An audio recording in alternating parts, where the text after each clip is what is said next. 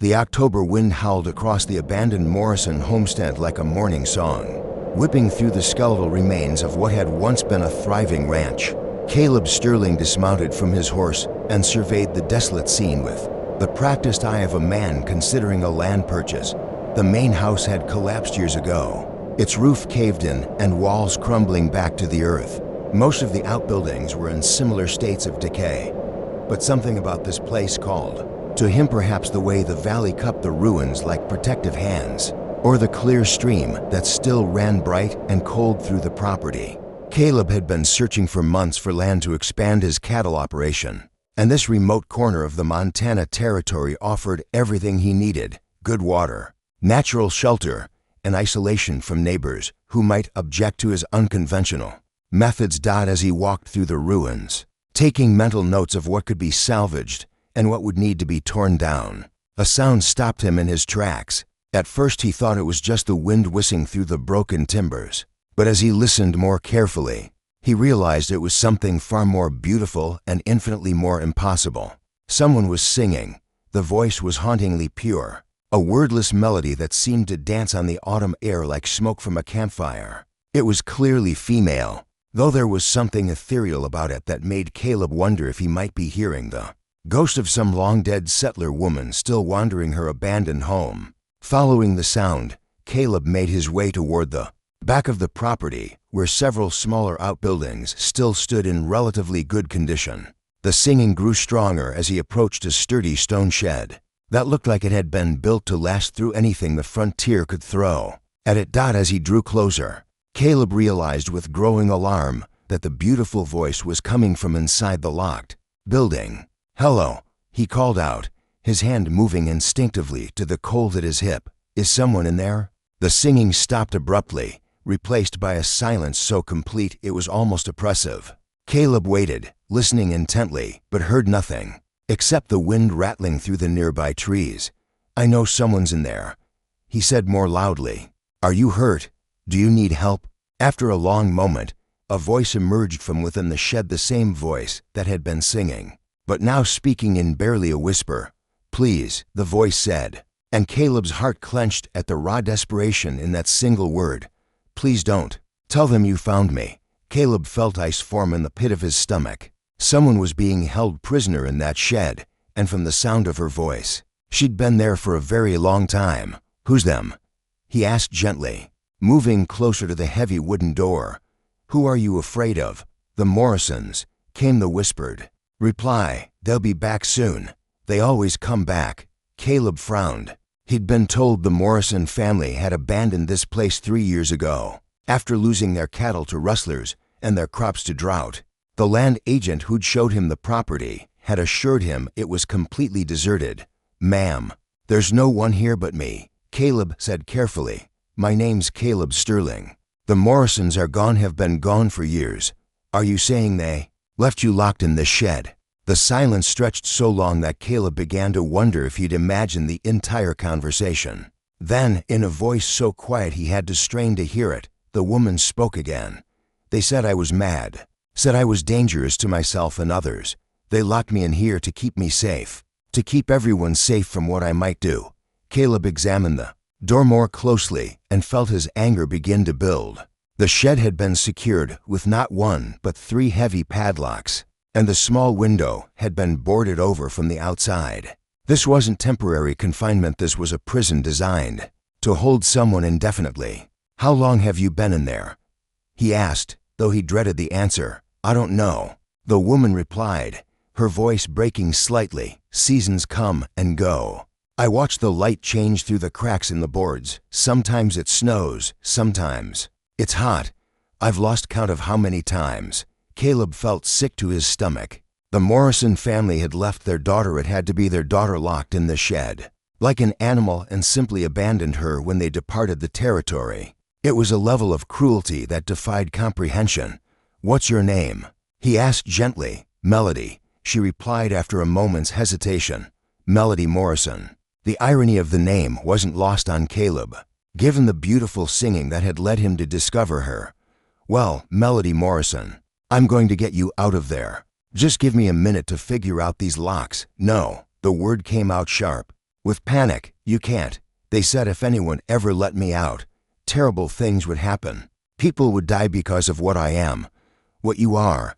Caleb shook his head in disbelief. "Melody, you're a human being who's been illegally imprisoned. There's nothing wrong with you that justifies this treatment." "You don't understand," Melody said, her voice rising with distress. "I see things, know things before they happen. Papa said it was the devil's work, that I was cursed, when I told them about the fire before it happened. When I warned them about the cattle thieves, they said I was consorting with evil spirits." Caleb felt the pieces of the puzzle beginning to fall into place. Melody Morrison wasn't mad she was gifted with some kind of second sight that had terrified her ignorant family. Rather than accept that their daughter might possess abilities they didn't understand, they'd chosen to treat her like a dangerous lunatic. "Even if that's true," Caleb said firmly, "even if you can see the future, that doesn't give anyone the right to lock you up like this. You're coming out of there, Melody, today." He pulled out his knife and began working on the first padlock, using techniques he'd learned during his less savory years before settling down to ranch life. The locks were old and weathered, and it didn't take long to spring them one by one. As the final lock clicked open, Caleb heard Melody gasp with what sounded like terror. "Please," she whispered. "I'm not ready. I don't know how to be around people anymore." "What if I hurt someone?" "You're not going to hurt anyone," Caleb said gently.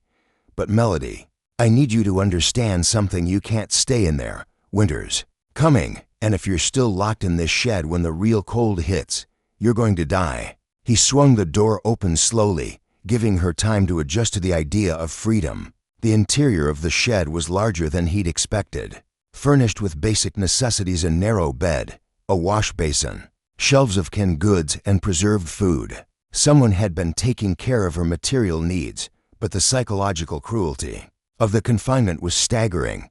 Melody herself was a revelation. Caleb had expected to find a broken, half-wild creature, but the woman who blinked in the afternoon sunlight was hauntingly beautiful. Despite her obvious ordeal, she was perhaps 25 years old, with dark hair that fell past her shoulders, and green eyes that seemed to see too much. Her dress was simple but clean, and there was an otherworldly quality about her that made Caleb understand why her family might have found her frightening. "You're real," she whispered, staring at him as if he might vanish at any moment. "I thought perhaps I was finally going completely mad, hearing voices that weren't there." "I'm real," Caleb confirmed gently. "And you're free, Melody. No one's going to lock you up again." She took a tentative step outside, then stopped and looked around with the wonder of someone seeing the world for the first time.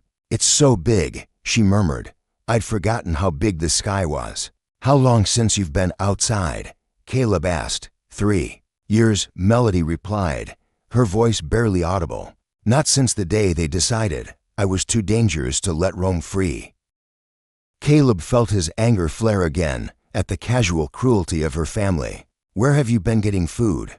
"Water, Mrs. Henderson from the neighboring ranch," Melody explained.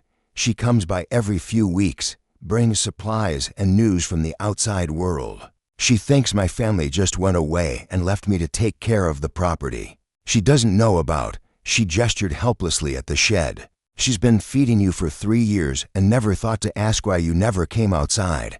I told her I was shy, that I preferred to stay inside.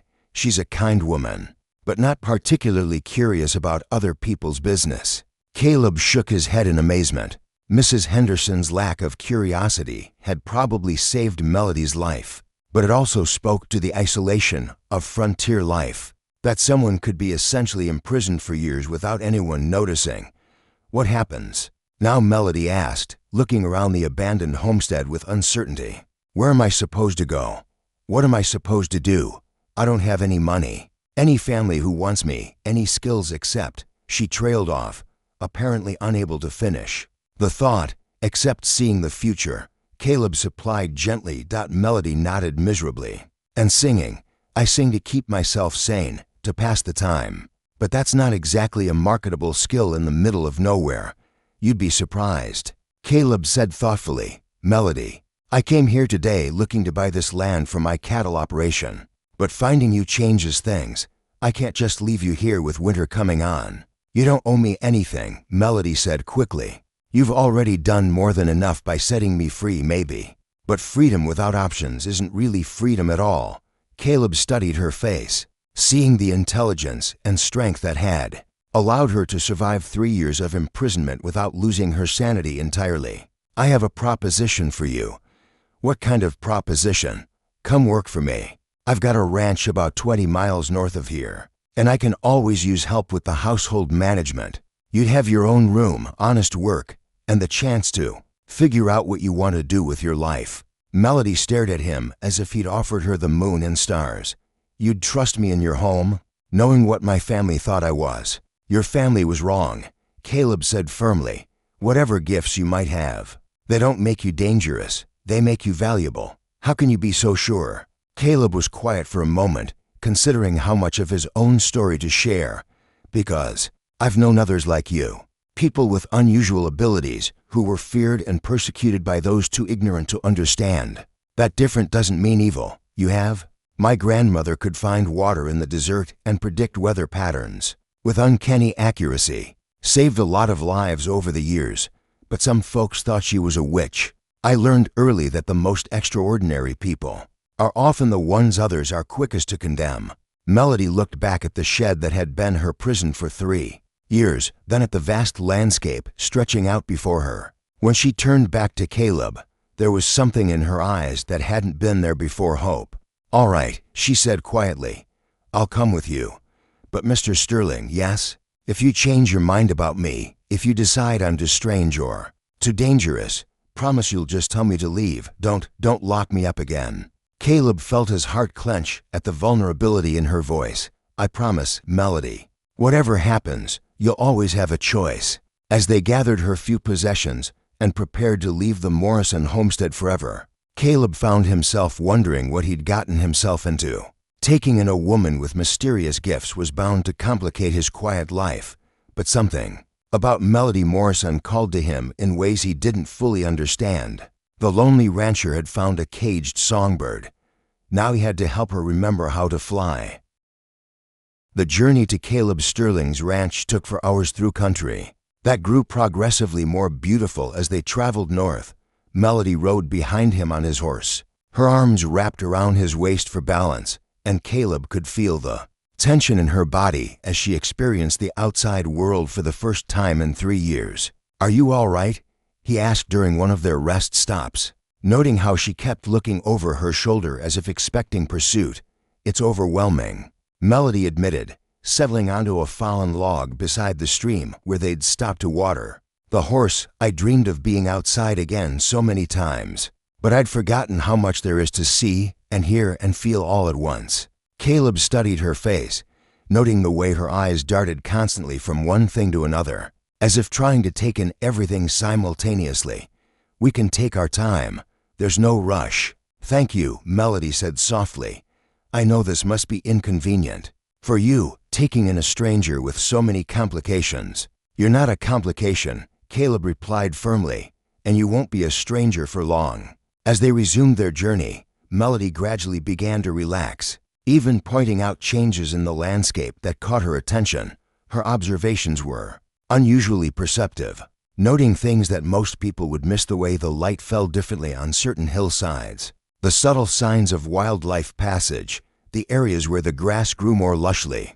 You see a lot, Caleb observed. Too much, according to my family, Melody replied with bitter humor. They said it was unnatural, the things I noticed. But I can't help it, details just seem to stand out to me. What kind of details? Melody was quiet for a moment, as if weighing whether to trust him with the truth. Patterns, she said finally, in nature, in people's behavior, in the way events connect to each other. Sometimes I can see where those patterns are leading. And that's how you predicted the fire and the cattle theft. Yes, I saw the signs building, the way the grass was drying, the places where sparks might catch, and the cattle thieves. There were strangers asking too many questions in town, men who claimed to be buyers but whose eyes measured our herds too carefully. Caleb nodded thoughtfully. What Melody described didn't sound like supernatural prophecy so much as an extraordinarily keen ability to read environmental and social cues. It was a valuable skill, not a curse. Did you always have this ability? As long as I can remember, Melody said. When I was little, Mama thought it was charming her clever daughter who always seemed to know when storms were coming, or when the hens would lay extra eggs. But as I got older, and the things I noticed became more serious, they got scared, terrified, especially after I started having the dreams. What kind of dreams? Melody shivered despite the warm afternoon sun. Dreams about things that hadn't happened yet, but felt more real than waking life. I'd see accidents before they occurred, illness, before symptoms appeared. At first, my warnings helped people avoid danger, but then folks started to think I was causing the problems instead of just predicting them. Caleb felt a surge of anger at the ignorance and fear that had destroyed this woman's life. Instead of celebrating her gift, her community had turned it into a source of suspicion and persecution. The Sterling Ranch came into view as they crested a low hill, and Caleb felt proud of what he'd built over the past 7 years. The main house was solid and welcoming, built of local stone and timber with a wide front porch that faced the evening sun. Outbuildings were arranged efficiently around a central yard, and cattle dotted the pastures stretching toward the mountains. It's beautiful, Melody breathed, and Caleb could hear genuine appreciation in her voice. It's home, he replied simply, and now it's your home too, for as long as you want it to be. As they rode into the yard, a middle-aged Mexican woman emerged from the house, wiping her hands on her apron. Maria Santos had been Caleb's housekeeper since he'd started the ranch, and her warm personality had made the isolated life more bearable. Sigor. Caleb, Maria called out with obvious relief. We were beginning to worry. You said you would be back before dark. Found more than I bargained for, Caleb replied, dismounting and helping Melody down from the horse. Maria, this is Miss Melody Morrison. She'll be staying with us and helping with the household work. Maria's eyes took in Melody's pale complexion, her slightly wild appearance, and the way she stayed close to Caleb as if seeking protection. Being a wise woman who'd raised 6 children of her own, Maria immediately understood that there was more to this story than appeared on the surface. Welcome, Segurita, Maria said warmly, stepping forward to take Melody's hands in hers. You look tired. Come, let me show you to your room and get you something to eat. The kindness in Maria's voice seemed to overwhelm Melody, who hadn't experienced genuine human warmth in years. Tears started in her eyes, and she nodded gratefully. Thank you, she whispered. It's been a long time since anyone was kind to me. Maria's expression softened further, and she tucked Melody's arm through her own. Well, that changes today. Mija, in this house, everyone is family. As Maria led Melody inside, Caleb found himself hoping he'd made the right decision. Taking in a woman with Melody's complicated past was bound to raise questions in the community, and her unusual abilities might create problems he hadn't anticipated. But watching her face light up at Maria's simple kindness, seeing the way she moved through his house with wonder and gratitude, Caleb knew he couldn't have done anything else. Melody Morrison had been caged for far too long. She deserved the chance to discover who she really was when fear wasn't holding her prisoner. Over the following weeks, Melody slowly adapted to life at the Sterling Ranch. Her transition wasn't easy. She startled at sudden noises, preferred to stay indoors during the day, and sometimes seemed overwhelmed by the simple act of making choices about her daily routine. But gradually, with Maria's patient guidance and Caleb's steady support, she began to bloom. Her natural intelligence and attention to detail made her invaluable in managing the household accounts and organizing supplies. Her gift for patterns extended to domestic tasks, and she quickly developed more efficient systems for everything from meal planning to inventory management. She's remarkable, Maria told Caleb one evening as they watched Melody through the kitchen window. She was hanging laundry on the line, singing softly to herself the same wordless melodies that had first led Caleb to find her. She is. Caleb agreed. Though he kept his own growing feelings carefully hidden, Melody was still healing from years of trauma, and the last thing she needed was pressure from the man who'd given her sanctuary. She has feelings for you, Maria observed with the directness that had always characterized their relationship. Maria, I'm not blind, Sigor Caleb. I see the way she watches you when she thinks no one is looking. And I see the way you watch her too. Caleb sighed. Even if that's true, it doesn't matter. She's been through too much to handle any kind of romantic complication right now, maybe. Or maybe healing comes in many forms. Before Caleb could respond to that observation, Melody suddenly stopped singing and stood perfectly still, her head tilted as if listening to something only she could hear. Then she dropped the wet shirt she'd been hanging and ran toward the house with an expression of urgent alarm. Caleb, she called out as she burst through the kitchen door. You need to move the cattle from the east pasture. Right now. What's wrong? Caleb asked, immediately alert to the fear in her voice. Flash. Flood, Melody said breathlessly. There's been heavy rain in the mountains, and the creek's going to rise fast. If you don't move those cattle within the hour, you'll lose most of them. Caleb looked outside at the clear evening sky, then back at Melody's pale, frightened face. Every rational part of his mind said she was wrong. There hadn't been any rain locally, and the weather showed no signs of changing, but something in her eyes, some deep certainty that went beyond ordinary knowledge, convinced him to trust her instincts. Juan, he called to his foreman, who was working nearby, gather the men. We're moving the cattle from the east pasture tonight, Sigor, but there is no storm coming. Just do it, Caleb said firmly, and hurry. It took 45 minutes to move the 100 head of cattle to higher ground, with the ranch hands grumbling about the apparently unnecessary night work. But as they were driving the last stragglers to safety, the sound of rushing water echoed across the valley. The creek that normally ran knee-deep through the east pasture became a raging torrent within minutes, sweeping away everything in its path. The waters rose 8 feet above normal levels before gradually receding, leaving behind debris and destruction that would have meant financial ruin if the cattle had still been there. Dios mío, Juan whispered, staring at the devastation.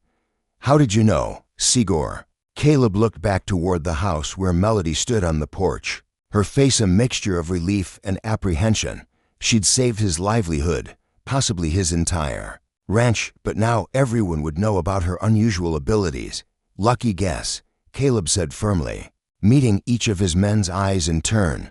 And I expect that's how everyone will remember it.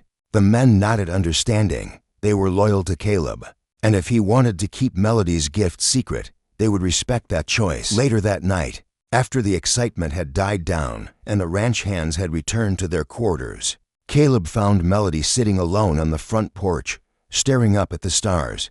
Thank you, he said simply, settling into the chair beside her. You believed me, Melody replied, her voice full of wonder, even though it seemed impossible. You trusted what I told you.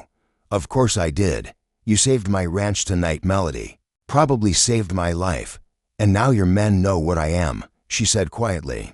They'll start watching me, wondering what else I might see, what other disasters I might predict. They'll keep your secret, Caleb assured her. But even if they didn't, it wouldn't matter. What you did tonight wasn't evil or dangerous, it was extraordinary. Melody was quiet for a long moment. Her face turned toward the mountains where the floodwaters had originated. My family thought my visions were a curse, she said finally. But maybe they could be a blessing instead. They already are, Caleb said softly. You just need to learn to see them that way. As they sat together in the comfortable darkness, watching the stars wheel overhead, both of them understood that something fundamental had changed between them. Melody had saved Caleb's ranch, but more importantly, she'd begun to reclaim her own power to see her gift not as a source of shame, but as something valuable and worthwhile. The caged songbird was learning to sing again, and her music was more beautiful than anyone had imagined. 6 months had passed since the night Melody saved the ranch from the flash flood, and her transformation had been nothing short of remarkable. What had once been a frightened, broken woman emerging from years of imprisonment had evolved into someone confident, capable, and deeply valued by everyone who knew her. The spring morning found her in the ranch's vegetable garden, planning the layout for the season's crops, with the same methodical attention to detail she brought to everything. Her predictions about weather patterns had proven so accurate that Caleb now consulted her before making any major decisions about planting, harvesting, or moving livestock. The tomatoes will do better on the south side this year, she told Maria, who was helping her stake out the garden plots. I can feel that we're going to have more rain than usual, and they'll need the extra drainage. You feel it? Maria asked with the fond indulgence she'd developed from Melody's unusual insights. It's hard to explain, Melody said, pausing to look up at the clear blue sky. It's like the air tastes different when certain weather patterns are building. And I dream about it sometimes, see the shape of storms that haven't formed yet. Over the months, Melody had become more comfortable discussing her abilities, especially with Maria and Caleb. The fear and shame her family had instilled in her was gradually being replaced by acceptance and even pride in her unique gifts. Segarita, Melody, one called from the yard, riding up to the garden fence with obvious excitement. Come quick, Segor Caleb needs you at the north pasture. Melody felt the familiar flutter of anxiety that still accompanied unexpected summons, but Maria squeezed her hand reassuringly. Go, Mija. He probably just wants your advice about something. Melody found Caleb standing with two strangers beside a section of fence that had been damaged during the spring runoff. As she approached, she could see tension in his shoulders and something wary in his expression that immediately put her on alert. Melody, Caleb said as she joined them, these gentlemen are from the Territorial Land Office. They have some questions about property boundaries. The older of the two men, a thin fellow with calculating eyes and an expensive suit, stepped forward with a smile that didn't reach his eyes. Miss Morrison, I presume? I'm Howard Blackwood from the Territorial Capital. We're investigating some irregularities in the Morrison property deed. Melody felt ice form in the pit of her stomach. She'd been so focused on building her new life that she'd almost forgotten about the legal complications of her old one. What kind of irregularities? Caleb asked, his voice carefully neutral.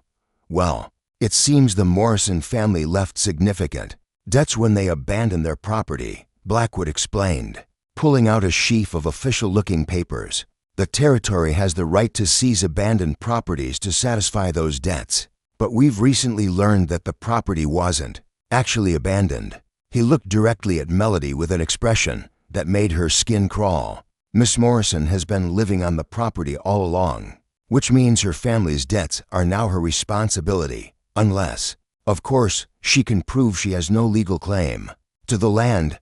Melody felt the world tilt around her as she understood the trap being laid. I don't understand.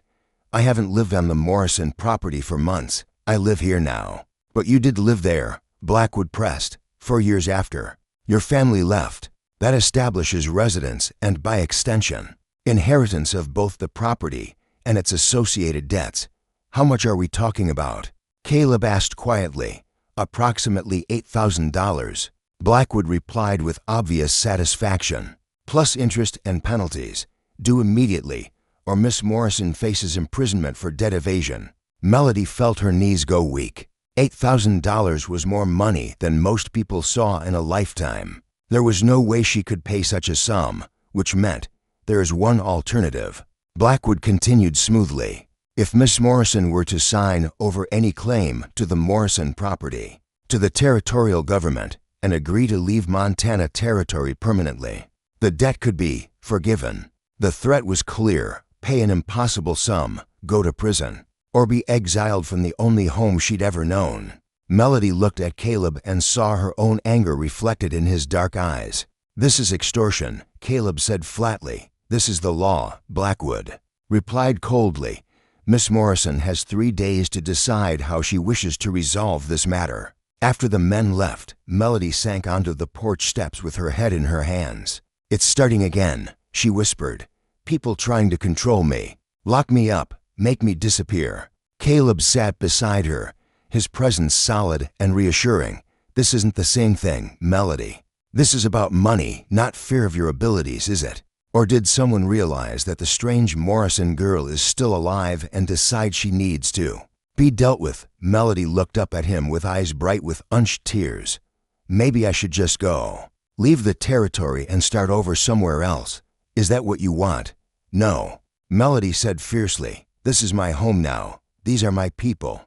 I won't be driven away again. Then we fight. Caleb said simply. With what? I don't have $8,000, and neither do you. Caleb was quiet for a moment, staring out at the ranch he'd built with his own hands. Actually, I do. The ranch is worth more than that, and I could mortgage it to raise the cash. No. Melody grabbed his arm, her eyes wide with alarm. I won't let you risk everything you've worked for because of my problems. They're not just your problems anymore, Caleb said gently. Melody, these past months, you've become part of this place, part of my life. I'm not going to stand by and watch someone destroy that. Before Melody could respond, Maria appeared on the porch with a determined expression that both of them had learned to respect. There's another way, she announced, settling into her rocking chair as if preparing for a long discussion. But it requires both of you to be honest about what you really want. What do you mean? Melody asked. I mean that if you were Sigor Caleb's wife instead of just his employee, your legal status would be completely different. A married woman's debts become her husband's responsibility, but they also become subject to different collection laws. Caleb felt his heart stop. Maria, I'm not finished, Maria said firmly. More importantly, as the wife of a territorial landowner, Melody would have legal protections that a single woman doesn't possess. It would be much harder for someone like Blackwood to intimidate or threaten her. Melody stared at the older woman as if she'd suggested they all sprout wings and fly to Denver. You're talking about a marriage of convenience, a legal arrangement. I'm talking about two people who care deeply for each other finally admitting it. Maria replied with characteristic directness. You think I don't see the way you look at him? The way he looks at you? You've been dancing around your feelings for months. It's not that simple, Melody protested.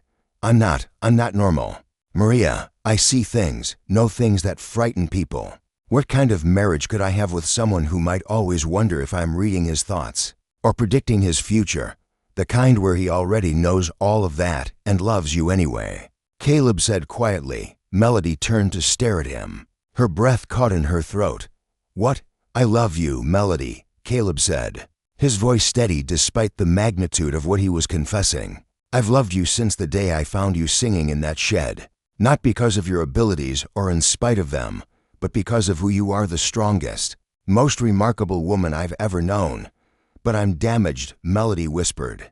Broken by what they did to me. We're all damaged in some way, Caleb replied, reaching out to take her hands in his. But Melody, you're not broken. You're extraordinary, and if you'll have me, I'd be honored to spend the rest of my life proving that to you. Melody looked into his eyes and saw not pity or obligation, but genuine love and respect. For the first time since her imprisonment, she allowed herself to imagine a future built on choice rather than survival. Yes, she said softly. Yes, Caleb Sterling, I'll marry you. Not because of Blackwood's threats or legal conveniences, but because I love you too. Because you gave me back my freedom and then taught me what to do with it. Their wedding took place 3 days later, the same day Blackwood had set as his deadline. The ceremony was simple but beautiful, held in the ranch's main yard with all the hens and their families in attendance. Judge Morrison, from the county seat, performed the service, and when he pronounced them husband and wife, the cheer that went up could be heard for miles. When Blackwood arrived later that day with papers for Melody to sign, he found instead a married woman with a husband who had very different ideas about how to handle legal threats. Mr. Blackwood, Caleb said pleasantly as the man dismounted in the ranch yard. I believe you have some business with my wife. Blackwood's confident expression faltered as he took in the situation. Your wife, as of this morning, Caleb confirmed, which means that any debts she may have inherited are now my responsibility. And I have some thoughts about how those debts were calculated. The legal battle that followed lasted 3 months, but Caleb had resources and connections that Blackwood hadn't counted on. More importantly, they had truth on their side. The investigation revealed that the Morrison family's debts had been deliberately inflated and that Blackwood had been planning to acquire the property for his own use. In the end, not only were the charges against Melody dropped, but Blackwood found himself facing charges for attempted fraud and extortion. On a warm summer evening, as they sat together on their front porch watching the sunset paint the mountains in shades of gold and crimson, Melody reflected on how completely her life had changed. "Do you ever regret it?" she asked Caleb softly. "Taking on a wife with so many complications?" Caleb pulled her closer, marveling at how perfectly she fit against his side. "Never. Though I have to admit, life with you is anything but boring. Is that good or bad?"